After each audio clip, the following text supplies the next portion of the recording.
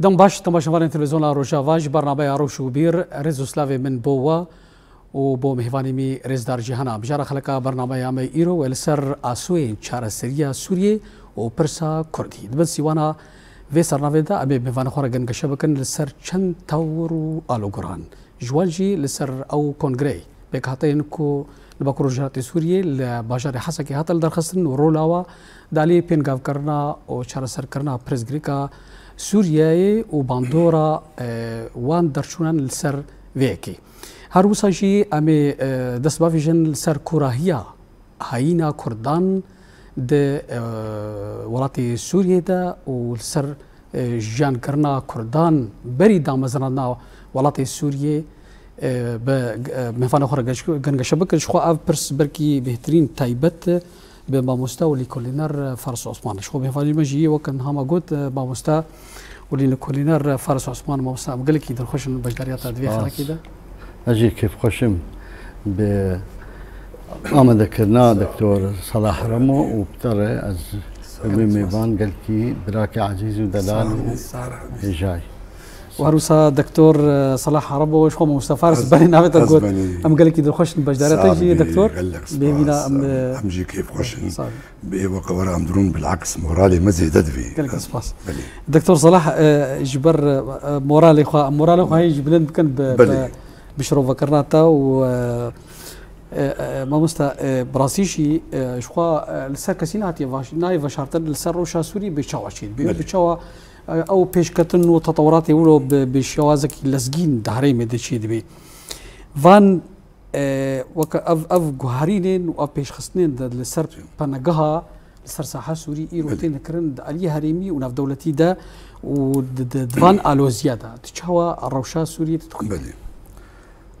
موجوده معه خوش بي بلي حمود شتيامي هناك باش دا غير اف 14 ساله درباس بوي ظلم وزور وقشتن و ملتي سوري بتبايا خد رابو جبو بهارتنا كيشي بكي سر ساحه سوري بس مخابن او ضاوت اقول هيفي بون او ضاوت نوقت خستن دركت تناسكر تسبيكاوي معارضه سوري قال كي 14 ساله ما ودوله الدنيا تأييد كرن وإرادة سياسية نبوغو بوغهرن لذلك وقتي غهرتن وإرادة سياسية تبوت خلال 4 ساعات هذا مجموعة قانين دانين شامي معنا أو مجموعة هاتية نبخة هاتية كسنا أو آنينا وبري التركي بون بري الإدلب بون بري نبزوري وقوات أخواتنا بقرار سياسي هاتنا شامي قرار سياسي اقليمي ودولي مشترك انتهى دول اوروبا امريكا روسيا تركيا او انين لمهم بعربي بيجن جبو مهمن معين بكي اجدن درفش بو بيك بين نجبو خاطري شعبي مسألة سوري دس بيك عينك وأملتيت بن ظلم وزوريدا بعض صلاة قشتن وشهداء دانينا نخير نجبو ويا جبو أجندن درفة يك جوانا مسألة إسرائيل وحدودية ما بيرا أو لكري إسرائيل يكجي مسألة جنوبي سوري جو إسرائيل كتير بروبليمك مصندا بغزة وحزب الله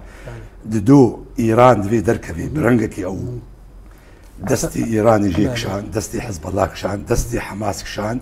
دستي روسيا مبدئيا صست كرن تناس كرن جيبو فيكي أف مسألة شيء كرنا ليه بركي الروس جيب وقت بيجي دستي واي دستي بريندار هي روسان قرتن بالضبط دستي روسا جي قرتن جيبو روس مشارك من الصبا بروبليم أجوار تشينكن جبر أف نونا تقوتا فاجي تنيا وقتي أف هاتنا بقرارك سياسي كارن قرارك سياسي هرنج كارن قرارك هرنج جبر هاتنا وانا طبيعية وبالتالي شناوي طبيعي بي ليه تكوديا مسألة أساسية تكوديا هكا أفكسي هاتي وكملتي سوري والشبقة خصم داخلتنا مظاهراتها جبو قهرتني نجبو هاتنافا مجرد قهرتنا كشيبو كيف عم تفاهات وقت بارك يسرزكي خوالينت بأخي بشتيوي مديد حيفكي تشتي سلبي دركتن تشتي نراس دركتن أبي كسي هاتنا يبدو أف أيديولوجياك وتيت فكرن جا بعض خرابتنا أيديولوجياك متطرفة أيديولوجيا دينية نهت نجبو سوريا قانون أفاق المستقبل بقدر ما هاتنا تثبيتها أيديولوجيا ديني بكن جبو ملتي سوري وملتي سوري بفيت شتي تجارة وين راضي بي جبل لو حق سيف سائية بيك هاتي هنا مكونات هنا هر محافظة كي سوري دا كلتورة كويها وضعك كويها دفي يعني اف سلطه ابنا دولتها هاتنا سلطتك عسكريه اباك نهاتنا دولتك مدنيه اباك وملتي سوري دوله مدنيه تعدديه ديمقراطيه قري ويبدو افتش الجمعه قلك زحمه كي اثبات كده حداثي قد جنما احداثي سويدا احداثي ساحل حتى جرائمي عالميه تناسكر شوط عندنا كنيسي تصرفاتي واي درفا اف مسألة عسكري بو خويا كردست بيكا انه اف مسألة بلكي دبي خارج على القانون دبي افنا فصائل دبي افنا دكتور انها يعني وقت بيجي انا تشديد بيجي براسيش قوا بربيتشافي فيديو حموكي وكس وقت بيجي اللي نكر اللي بدل مندلا يعني بيجي والله فاتشتي نبغى ليه تشتيقوا قالك جارة برستي كرن وقال ملت مني حيري اف شابيلينتون رو افتيراتي متطرف وفان خدي فان هشمندية هاني وتبيقوا اف توان بريا قوها تكر البراعافي والسويدا والكنيسة خريستيانا مروف ما تمايل مني دبيتا ما اخويا قو باراس كرنا واجه باراسنا وانجه دعينا بدولتي ده مش دولتي هرمي ايجو باريس تاجو بيتبر دوام من ده متخصص بالسربين ازي بيدا ايه بشتي وينا تشتن غلط كرن هات اعلانك دستوري شيكرن مؤتمر وطني شيكرن بهيكل بس شكله وحكومتك شيكرن ومصدرين او بخوهاتين نشرعيه او بخوهاتي افا جروبي تندرو انا او عينان دي ناس كرن برساته انه اف دوله شما دستيخل بشتاوي تخن بشتيرياوي سواء دولي عربي او امريكي بي او حتى اسرائيل شعبي خدقري وروس متناغم بيرا تناسكر افنا يبدو تدخلك اقليمي لا طبيعي هيا نقباء سعودي وتركي ده تركي ضغطيت كي جبو وكب عربي الموضع قدم شيء بكيت سوري ده جبو قرارات سياسية مصادرة بكيت سوري باعتبار اف تابعي تركي نو ايه تركي نو تركيا ودعم كده سعودي جيت خوازي وبيني آلية خوا سواء دريا برافا بي دريا استثمارات بي دريا وفدي قوهاتي بي امريكا موقفي شيء اوروبا موقفي شيء اسرائيل موقفي شيء او دستيخل بشتابي تخن حتى كاربن با اجندي خوي دربه بيك بين ديناك نيدا جلو ما جيفانا تشار بين صار مرحله انتقالي دانيدا او نهال وضعيه هندرو ناميزين شد بي تشتي النقل كي خراب نبن وضعك على ما هو عليه حتى كاربن با اجندا بيك بين تف مؤرشفن افنا تف نفيسان دينا هنجي وي بيج نوا باك نيدا باخي اف امور نامش مت انيه بناء دولة ما تعني بناء سلطة عسكرية دكتاتورية تبي وكبري ملتي سوريا بين جوه بين صارت بين في باري وبين في عذابي ده وشار ده صلاة مظاهرات وكشتن ويران قرن ودرفة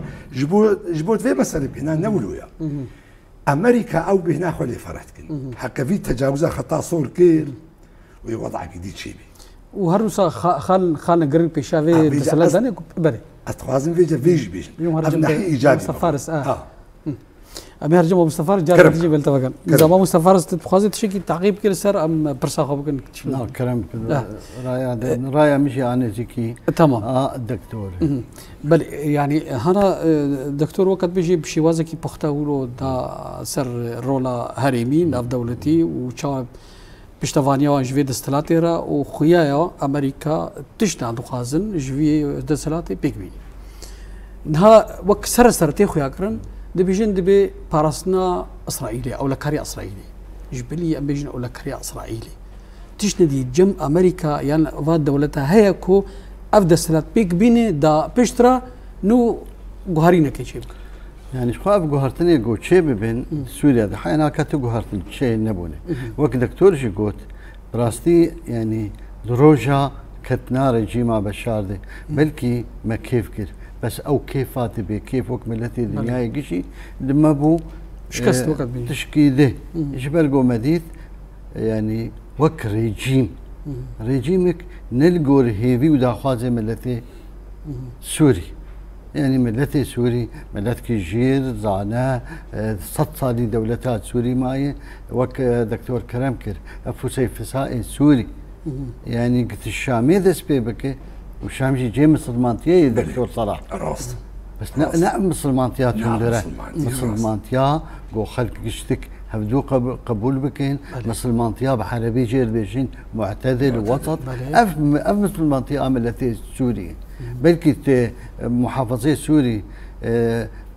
بلكي هنك تندرة جبريده نزيكي ادلب دردوره ادلب هبو بس ملتي سوري كسي يعني نتفكري جو اف فلان مذهبي يا بيبان مذهبي هر آنينا في ريجيم هاني يعني اف ريجيم شاشتيك منظنكر يعني شاشتيك تشكر دولتها سوري وريجيم سوريا وك دولة يعني هنا قيامي وينها هنا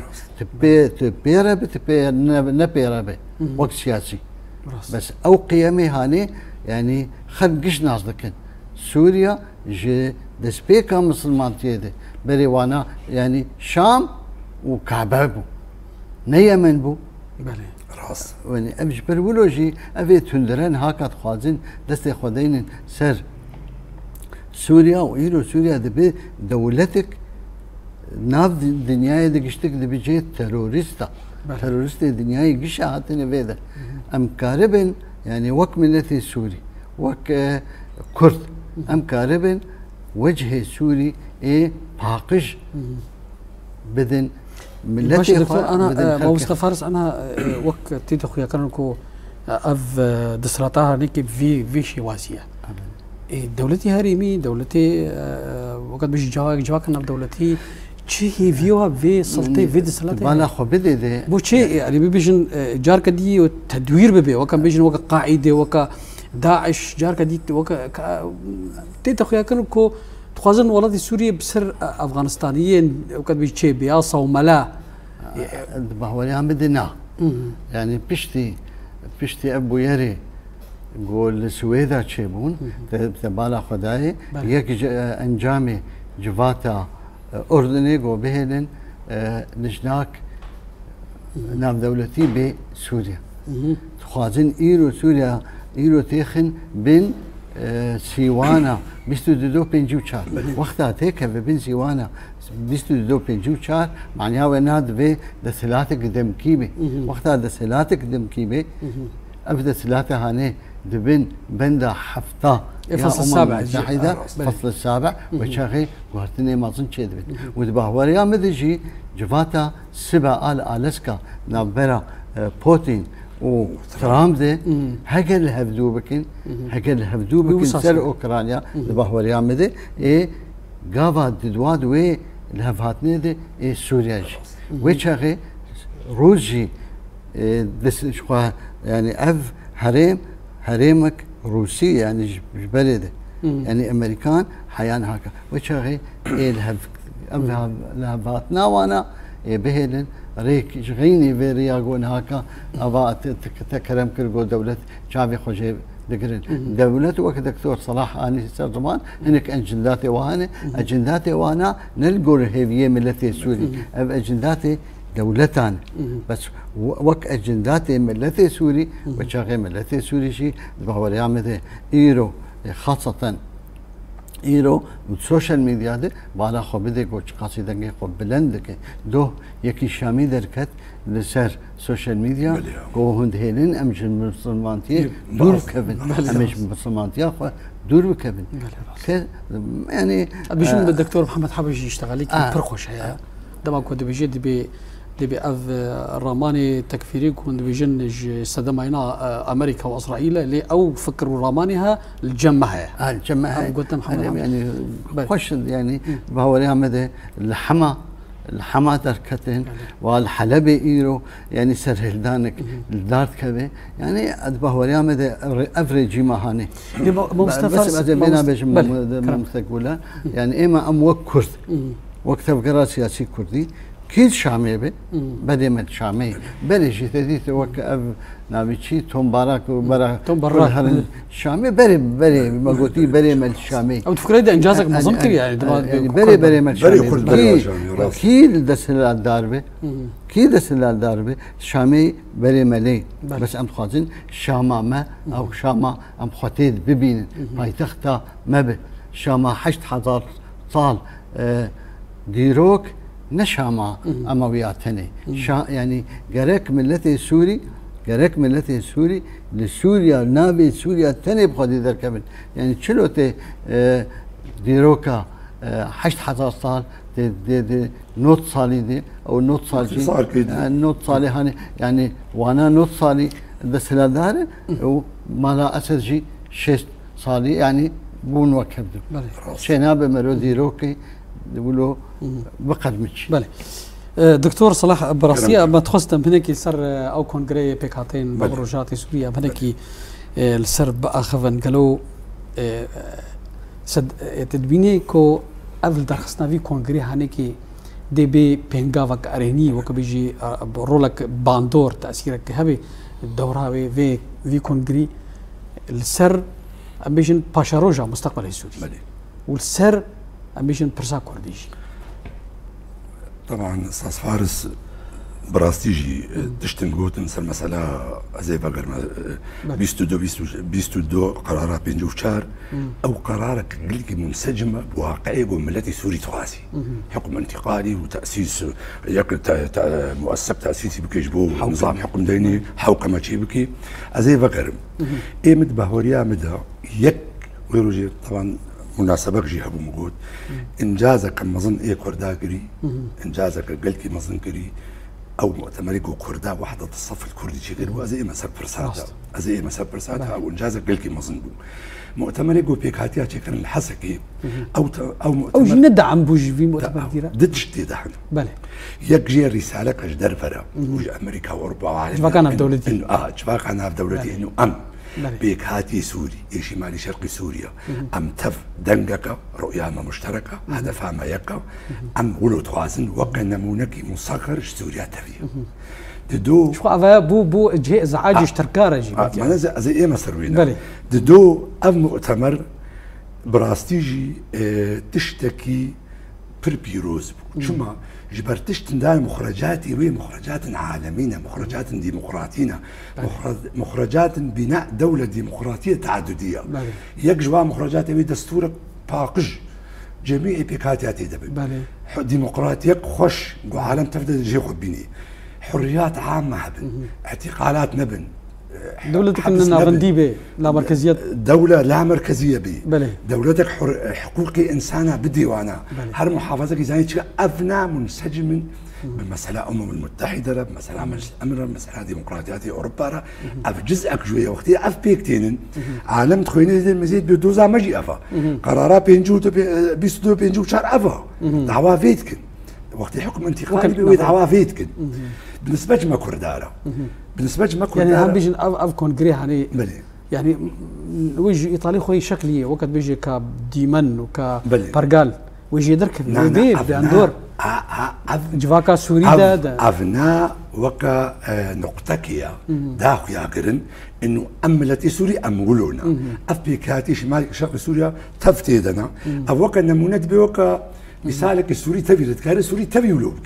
شما امي مصالحي شينكن شما امي تم شريكي هبن شما امي تم مشارك من صنع القرار ده شما امي تبدا الدستور السوري ده مشاركين لكن شما هو حقيمه ونضابي وقت استاذ فارس بودياف نوت صال اموي بينجو بين صال شما نا سوريا لو حقش تفا سورياني بن عرب بن مسيحي بن ايزيدي بن جميع بيكاتيا ام قارب سوريا مستقبل افابكن سوريا قام تبدا جهه خوتي دبينن وابكم غير جهكي خوستانديا صداقه حتى ناف دولتي دستانديا جبر افي بي وقت نمونه انه ملتي سوري فيت خوازي ملتي سوري بفيرنجي خوازي ياش تبي مهمتر وقتي ايرو بيكاتي عربة تينا في مؤتمري ودفاعي كن نكرد أبجي بيتر دنقاية قافقا صبت مفاوضات هذا إنه أخي نجبو ما يكا كرد عم جبو ملتي تيجي تكن بله. وقتي عم اجبر تجارة حق مناقهما وام دولتك ضمن ديمقراطيتك عم نقارن كل دعوات تكمل ناصبه وما عدنا بدنا ضمن في ديكتاتوريه دفاع دفي شكلك ديمقراطي تشيبي حتى عم قارب دوزا خد دفيريفا عم بقنا حقيقه ادبينم مؤتمرك بيروز بو مؤتمرك ناجح بو قرنيه هبو علي سياسي ده صدى خدا بله صدى اجبر مخرجاتي وي مخرجات اكتيف مخرجات نكرد ونعرب نبيك هاتي دعوة فيتك قالوا والله تي عرب ويلفي كيف ما يسبقن والله تي عرب بس خاصة طبعا حكومتها سوري وين رفتك تركيا يكش دين دجمني وي اب مؤتمر تشيبي نجبر نش صالحي وي تجاره واستقرارك سوريا تشيبي وسوريا قافاب من مسألة تركيا والله تي عربا ذهنية عربي دفي نوع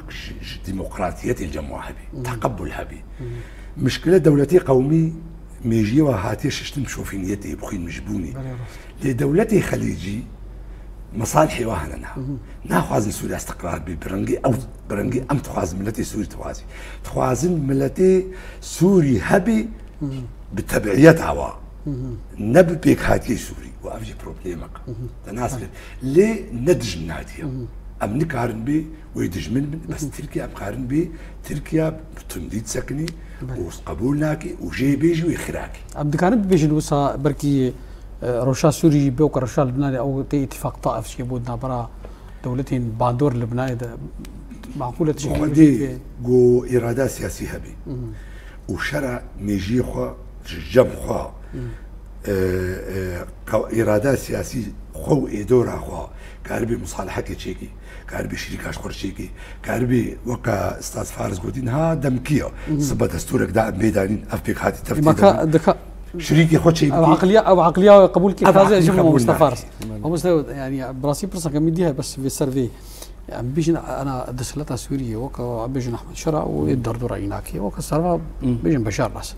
ولو عقليه هو فيتش قبول بك انه بيجي اف غارين نيغوشيبون واف كوشتا غوشيبو وبراسيجي قال لك زعيبون علينا دولتي ده ولو الخفقري دستورك انه وتشتكي وصا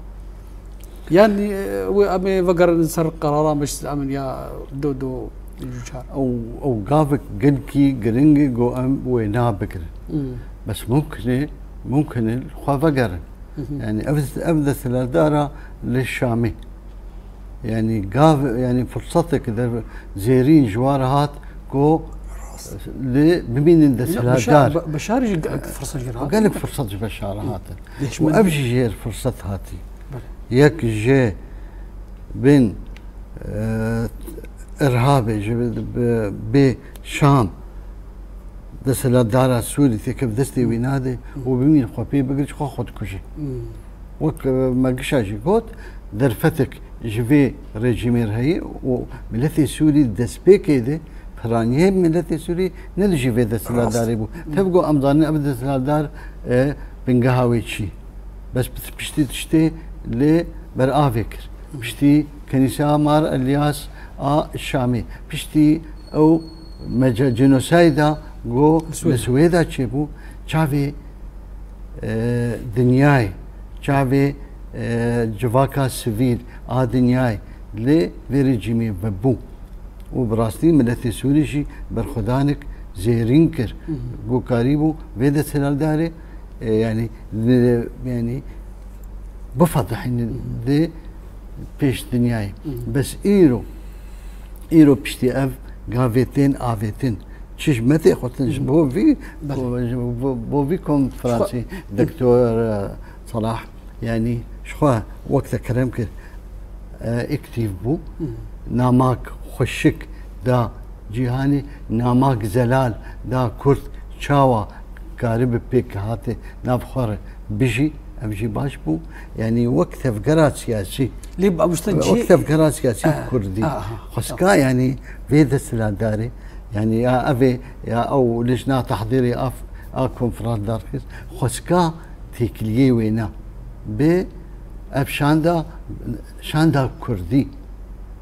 دا خازي كردا دوي نام دوي بلكا جو جوي كونفرنسي كردي دكتور إشادة بيكر خسكا أو باجي خسكا أم كرد ماكش خوا أف اف كونفرانس سورتك زلال دا كردا او هبايا بيتر خطبه نها كاجي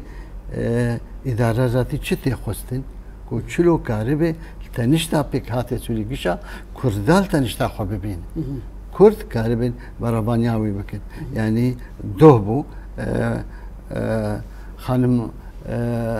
الهام احمد شو شيباني رونشت واوطان نبردنا براخه والشاميد شام الشعاجزه بري ريجيما مجد وكرد مداخل تشتي خو تاني بك يشي وش بك هذا تني خوازن مش هبدو بخر يعني خوازن واللوازيك يعني ام قش زانن جو نريجيما الشامي جفي كونفرنسي عاجز بونا يعني وديت دي كونفرنس داربو ها كان في دان هات الشامي بله خويا ابو بشتي جفاتا اردن مديد ها كان احمد الشيباني وهناك دت لا داري سوريا تشون انقره يعني افذ لي هذه اف سورتي الزلال اي فيري جيما هاني في دت لا دار الشامي اللي برشافي ملتي سوري بلقه بري مصطفى رسالة تبيني دفي قونها كو إيرو كرتيدا و أف بيش خصني نقول سوري دي شيبوي تبيني ولو درفت بهترها ياج بري بيش قونها بري قونها دسلاتا بشار الأسد وحافظ الأسد وبري داكي تبيني فرصة أو درفت هي بهتر كو كرد بكن ما في خد دري راتي سوريا ده قلكي أو درفتها هاني يعني نسمع وينها بلندة او بلاي وينها كردا بالا خو بدي ما تقولها يعني لكردستان عراق بيشتي عبد الكريم قاسم هات دستور اخذ دانين كرد وعرب شريكه في ولاتي دورا قوتن حكم ذاتي او حكم ذاتي بيش كتبوا فدرالي هي الجمه جرى يا كمين سروكي سوريا احمد الشرع جنرال مظلوم عبدي تدهي اداره 10,000 و 25 جاده بلقاكي امزدك او بلقى بوينن يعني بيش خلكي شاوا سروكي وفي او تشتري وين بلقى هاتني بتاي بث بندي دلوقتي دي وشاوا كرد بشكل في ولاتي شاوا قوي الدستوري ده ما في واهبه واب دستور جي لغور آسايا دولتي الاعتراف بمواثيق الدوليه او يعني مواثيق الدوليه يعني قلت اعترافي بيبك تبيت دولتك ديمقراطيه جبل ولوجي ادبجم او بو بنجه انما نا سلوك سوريا احمد الشرع نائب دودتين كارنجي فقر بله جبل ولوجي جفاتا ما مستا الهام احمد شيباني ده يعني قلت انشما واقف انين بهوريد نامبرا قصدي وفيرجي مثله نقصدي كاري بهوري من بهوري وابين لا وجي بهوري قتلت يلو تشبد الماء انا بس الفيجن هذا سوري ديمقراطيك باوريا وبفي دسلاتيناي يجبركو اف كريار كونتين كرن البارافي والسويدا وكنيسه مرياس ومثلا حوار الوطني ولجنه حواري وكونغري مؤتمر دستوري تشيبو بس اوش ما باوريا هنا يعني او شيء معناه باش زانن هذا قصدت شيء باش زانن نولو بله هاجر بيجن إلو برا قصد بيق وحل بكي خوازن سبا لقصد وقرن يا بفترن وقتن جو كاربن تشتي خوا الفيدا بيك بين وقصد جي هاجر إلو بهوليا وين ابوانا يجبل افكرياري جو وقت كرم كر بيكتينن ام يعني ملتي سوري قش في هيفي الجمع تشبه جو ابدا سلادار دسلادارا مي وقتها ببدا سلادارا ملتي سوري وشغي امشي خوازن وقتها بقرار سياسي كردي برجريكا كردي بسكريتك ملتي سوري انا توي بعربي قضية كردية قضية وطنية برا ناكردها برا عرب جيل تنشتعمل بين برا المجيل تنشتعمل برا سرياجي تنشتعمل وكأز برافانيا وادكم اوجي برافانيا ما بكن يتشكي قلكي باشو امي بهفدورة دولتك يعني وك إيه دنيا هي أعضاء لكن مناخ وك أول بيجي سنغافورة ويا نزاتشي أم تقاتل دولتك وك إيه جهاني أمشي تيدي بشين وك ملتي خلكيش. تمام باش زاد دكتور صلاح تخوازي تشكي بيجي كرمك عايز خوازم تعقيب بكم سر برساتا تقوم نسبة كردارة وهرتن وشبي يعني كرة شكارن بكن ايمت بهوجام دقوا شوف فرصة بري ايمت بيجم جنها وبري فرق قلكي وقع استاذ فارس قلتي جداي قلك ايرو رو مواقف دولتها هاتنا وارت صار استانا الدولة اقليميا ودوليا ددو هشمندية انساني كرد سياسيا بيش كتير او انساني كردي بري انها ايرو سياسة دنياي فيهم كريا مواقف فيهم قرنا زان موقعي ويتشيا زاني ويتشاوا بكي سيسي مصالحي دولتها هات نوارت ايرو مصلحة دولتها هنا كرداها يا بري نبو بري كرد ما رقمك ايرو بنا رقمك شما ام كردات خنا بيج دا كرد بري كسيس طبعا نجف عليك هذه ايرو وقتيكو توافقا دولي هي مثلا دولتنا هنا مصالحها وامرنا مثال امريكا روسيا امريكا فرنسا بي اوروبا بي دولتنا هنا مصالحها وامرنا تركيا دجمني مايا لي كرد بزعنبونا اخو كرد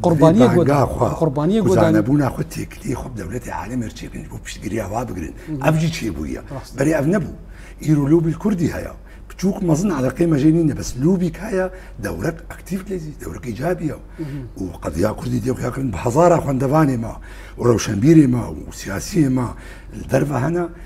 ملتي كرد نخو ياكلن ام ملتك حفتين مليون بمعفن بري ابتش نبو دبري دا ظلم وزور وفقيرتي وبرتشيبون كرد ما كان مكاريب امرون جفاتك اولو تشيبك راست نبو افجف جيه افرقوا بله دباش دكتور انها ام بيجن ام زانكو ايرو هيزا سوريا ديمقراطيك وريف بريا خسر وشانديا ريف بريا وشانديا كرديش هوكون غريك يعني ام بيجن ولات السوري ده بركي دو اليتين خويا كرن سراكانا كو ايرو دانو ساندويتش بي ولات ناف دولتي بوارا اليه ريف بريا خسر اليه كرديا ودسلاتا سوريا ليه انزانكو ايرو هيزك سياسي عربي جاي استا سوريا نا راست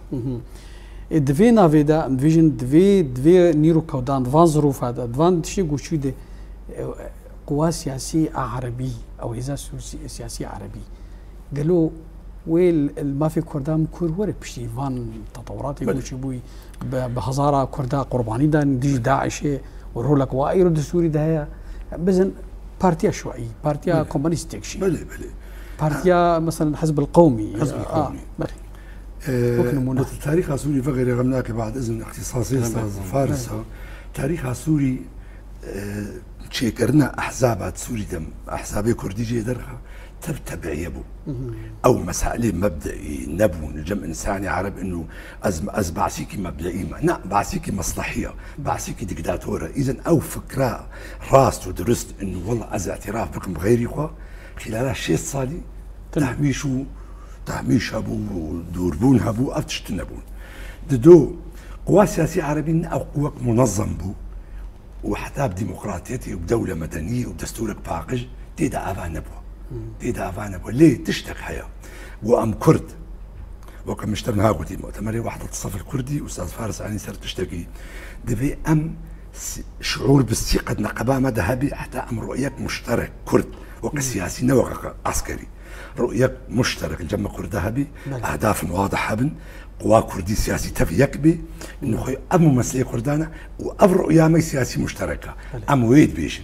اب نقطة جوهرية سواء مجلس وطني بي سواء احزاب انا شان ده كردي حتى رؤية سياسية ايه مثلا بشتي مؤتمر شي بوحدة الصف الكردي او مؤتمر طبعا جي بيروزيا جو يكج انجازاتي كردا كربي اديسة دوبارتكم اب انجازك ولو بيك نهاتك ولو هي تشتن هنا او جزئيات اف شانداغو تشيبي وام مرجعياغو تشيوي بالنسبه قوى سياسيه عربيه اكبر انجازك بالنسبه كردار بس قوى سياسيه عربيه جي نراسيه قوى معتدل معناته تيوي باتيكو قوى سياسيه عربيه هدوي رغم قوى سياسيه عربيه اسكارن بيج متى عمليا تنيا قوى عشائري هي قوا شيوعي هيا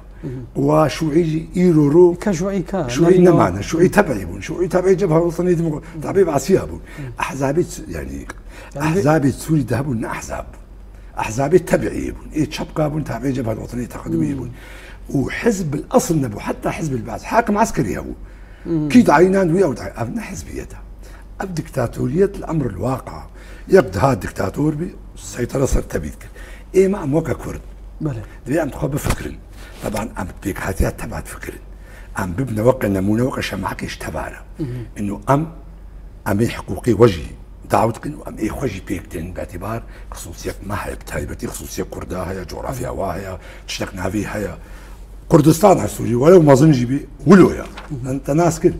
دبي أم قوى سياسية عربية في يمكن أم نضدي وانا أم احتواتكن أم لتكن أم أهلي هفن أم براي هفن بيتشلو حقيقة هاي إيه مجد في والله تدي هاي معناه إنما معقولة سوريا المستقبل أم نجز أكتدن أم شريكي وينا وبالتالي أم أمجي خدي قرارنا وهذا ما خرطة أزبي ما صار يعني هذا قصد تكرم كرتا ودقوة هنا جو شرع إيرو زانيبا وتركيا زانيبا قواتاوي عسكري هيا ويسيطري سر قصد عسكريا بعربي لن يتردد لحظة أز مقتنع بيقوتني بلكي أمريكا قبولنكي المهم عوائق نهبن الناس كنهل بس وي تركيا دعويك يقول كارك يقولوا بي دريا عناصر خوفا دريا جروباتي خوفا دريا مجموعاتي بس أوتش تنجبر قصد تعرف يعني دولي بيرا عسكري دجوا قواتك عسكرية قواتك منظمة قواتك نفوضوية كسنكاري على أوامري سليم تشتكنا وهي حادثة الجنة بينما شامي ميتي بصدي حوادث هاتشيبون الناس بيجم صار ميديا درك معناه خدت التنظيم وقع أودي بيجن وزارة الدفاع وزارة الأمن القومي وزارة الداخلية ترون هر جروبك الحالي خويا وتشتكي ليها تشتكي وبالتالي او فزعه العشارجي بردان ناف خرطر بردان او بو معناه خدها او عقليه مؤسساتي تسري وادا تنيا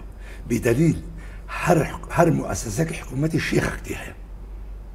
قرار وزيرك بقرار شكلا الجمع سياسيا الجمع لفعليا الجمع الشيخ ايوه كما عم بونا شيء ما معقولة سوريا أو سوريا وساس فارس قوتي وبري 8000 سال أو سوريا مدنية أو ديانة معتدلة شامين متدين شامين سانا كم سانا بيشكتنا متدين مشكلة بس المتدين كمعتدل بيت اعتراف غيري خبكي احترام غيري خبكي تحقيق إنسان أبدو وقع قودين بيجي تفتش جنبها تبعتنا وبدليل معارضة شيء بوا دنجن درت كفن أو السيداية دركت مجي حسابي كل وبركز بيما كوش تنجي بس أزي راستي بيج نما عقولة تراجي سنبيلي كي جيكي مسلمانتيا تيكي بوكو جي دكتور كي مستشفى أنا مسلمانتيا أف دكتاتوريتها برنجكي مسلمانتيا كراسكي مسلمانتيا كراسي مسلمانتيا خدك برنجكي بيجي إيما بانجا مجمرة أم ككرد أم دنجك بن أم يكبن أم ببراتي أحزاب بن منظمات بن أشخاص بن أحزاب درفي مجلسي هندروي مجلسي دا مسدي بي ريفا برياخو سلبي أم تف دفي مسألة دا يكبن أم يكبن جو أم وقم مقوتي أخي أم بمفاوضات عتمي خرط بن أو تعموي هبي وأمي ما في من التي خرط أفاخي بلي ما مستفرس أمي هناك آلية ديروكي أمي نقاش بكم سيرفيه كي براسيج شخوا أما وقت بيجي تميد بيجي دنقشيد ناب روشنبيرن عرب دا ودبيجن بكرد شخوا چندك هنا دبيجي بري شيست حفتي صالي كردا هاتنا ولاتي سوريا بري حرا كرد نبون وبيشتي 1925 شورشها الشيخ سعيد بيران وقال لك كوش برا هذا تخزن موستا براسيج أواد هناك برتوكة تديجي تنفيسان دا تخزن موسى بشي بوزيكي هورجلي تجمر بقى أخوي دا مزرعنا وراتي سوريا أو بلاد الشام كان جيبو جغرافيا سوري كتشلوبو تشاو بارتشكش كردستاني ضمي بو دفان مجارة جباراتي بقى والله أزبري وينات خازم ولو سر بشي بارتيا سر أحزاب سوريا الدكتور صلاح وممتى قلال يعني ذزاني بري بعشي بين حزب للسوري هبون حزب نثوي بون حزب ولات باريس بون بري بعسيا كتلة وطنية كتلة وطني برلمان برلمان يعني حزب الوطني هبو حزب الشعب هبو بشتي وينها حزب سوريا ذهاتن أباكرين سي حزب بعد سيبون كومونيست بون اخوان مسلمين اخوان مسلمين نجبوا سوريا دافات يعني امتداداتي وايدر بها كومونيست امتداداتي وهبون بعد شي جيت خطن والله انا خو بدي ام جي كتله وطني ام مان بي بارت سر افاكر ناس سوريا يعني سوريا حضارنا صدق بستاد هاتي افاكرين بري سوريا يعني بري فرنسي بين بيدا بري انتدابي ويشاغي بشتي جاي حرب يا جنگا نتوي كمين حجداده يا كمين كونغري كما ظن كاربيجي نابي وينهم مؤتمر وطني وك برلمان سوري تشيبو جفاتا وانال شامي بو سينوري شامي داني سينوري دولتها سوري حياه يعني حضاره بلقاها حياه شمي فراتي روجلاتي شمي فراتي ندنا فيدر جاء اناضولي حياه جي فرادقيه يعني ديرا زور دقيرقه نت سينوري سوريا دم يعني كرد ندنا دم بيشتي فرنسي هاتن شامي شو يعني بالا خو بده ديروك جارنا چاوا دقيره فرنسي غورو جي بيروت بري خدا سر غورا صلاح الدين الايوبي سري خراك با امر بر صلاح الدين الايوبي جي وكرد بري خداني واجبوت زانب جي اجبو غهداري تي هجاجي زانب وچاغي شام دست كرداد بدها ديروك ناس بيجين دست هلادار الشامي حكومتها الشامي اللي اودا علي اخا زلفو هات تشكر يا اشم دين اغا تشيد انت بتبرس اول واجي اسكاري ولو نموناك ولو بشوشك بدمته يعني هنا كردي وشغينا بينا ترى كردابو تاخا كردابو حي الاكراد ودعويات كره ركن الدين هو هناك ولو زبور ميراني دشوهت برا جي سروك وزير دستان دجو وزير دستان يك شويه بردفي دريه حسن الزعيم حسن الزعيم شي كرده وهاتي شي وهاتي بحرا خو هاتي شو خوا ويدايت اجا وقتها فرنسي هاتن شامي شام يعني سوريا كرن 4 دولتها الشامي دولتها حلبي دولتها علوية دولتها درزية وجزيرة وشغي من إيران سروك فرنسا يجي غورور غوتي جزيرة تبير يعني وك تعامل كي خاص بك جبرجو نعرب يعني ولواء اسكندرون هب يعني وشغي ودس على ماي فرنسي دس على ما حياة هاتن هريمة جزيرة هاتن هريمة جزيرة وجيخوا بيان دوري دانين بيشي معروف معروف سر آواكرنا سوريا كرد شريكي آواكرنا سوريا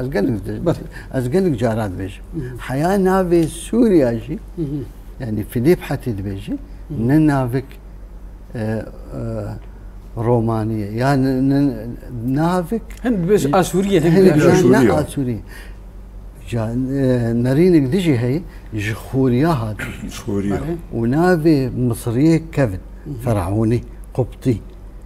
سوريا القوتل ولاتي حوريا يا ولاتي حوريا